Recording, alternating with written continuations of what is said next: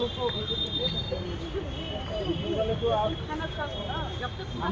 Madam आप लोग को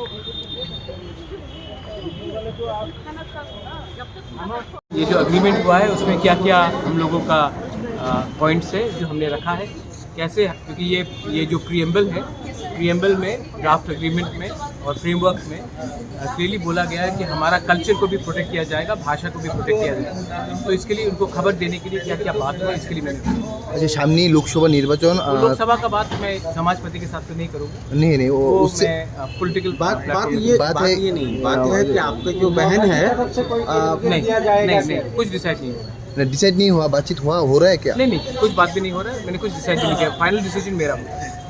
कब तक होगा कुछ वो मैं डिसाइड करूंगा कब मेरा फाइनल डिसीजन होगा, लेकिन कोई डिसाइड नहीं। नजदीक में ही तो इलेक्शन है, नजदीक में ही तो तो इलेक्शन, नजदीक के पहले ही होगा डिसाइड।